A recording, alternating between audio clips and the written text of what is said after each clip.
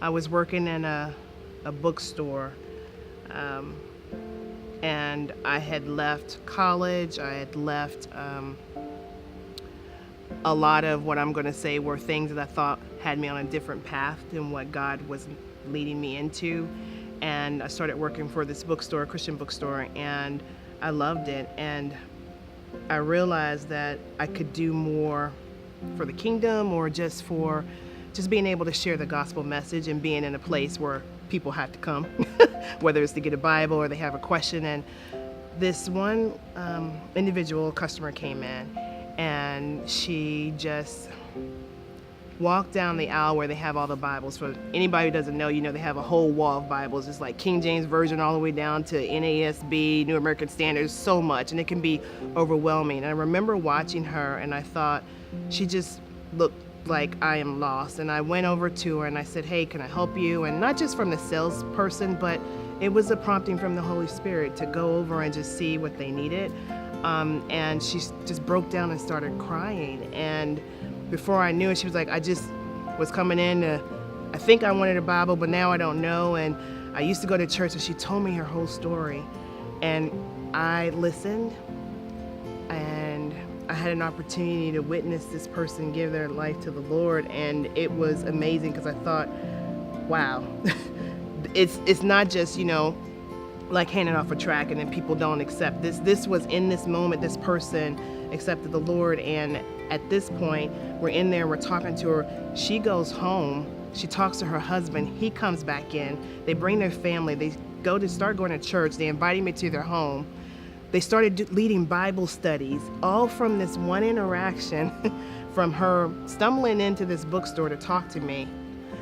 So the bigger than us means, it reminds me of a ripple effect. When you throw a rock in a pond or a river and you see that first kind of layer, and then before you know, that natural energy, or synergy rather, begins to go across the entire pond just from one conversation, or one handshake, or one glance, one shoulder. Whatever that one thing is, that bigger than us is having an impact beyond what we could even imagine.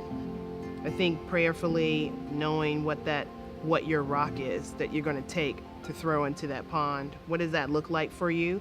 Would be some of the questions that I would ask myself, as I'm thinking about, how do I live out, or how do I remind myself what this bigger than us mindset is? What does that look like for me day to day?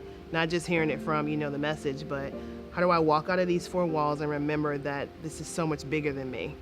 And then how do I help perpetuate that with other people?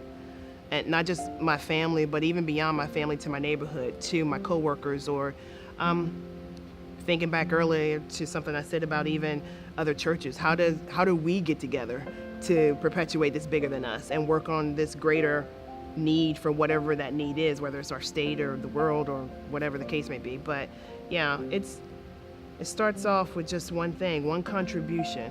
I think sometimes we're trying to get to this end goal like in 90 seconds. But some of the best change starts with one tiny step. Even if it's incremental, you're still moving forward. And I think we want to leap there to the end part first, and we forget about the ripple starts from one little impact first. Then it gets greater as it goes out and across the pond. See, when I think about the Holy Spirit playing a part in all of this thinking around bigger than us, I see him as the master chess strategist. There are times when I think all of us could probably think back to where we were in that right spot at the right time, and that invisible kind of hand of the Spirit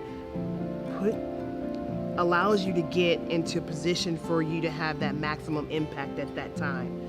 He knows what he's doing. I think it comes back to us being yielding, us being pliable and moldable, and able to not kind of question and think, well, I'm not sure, I don't feel like it, I don't have time, I got an agenda, I got this and that is happening in my life. It's like right now in this moment, what happens if I don't? If I'm thinking about myself, then I'm missing the bigger than us thinking. And so I will if I pause and think about what happens if I miss my opportunity to throw or pitch my rock into the river, you know, I don't want to miss that. I don't want any of us to miss that. I want us to be open to what the Spirit is leading us to do, and to always make room for Him to use us. It's simple.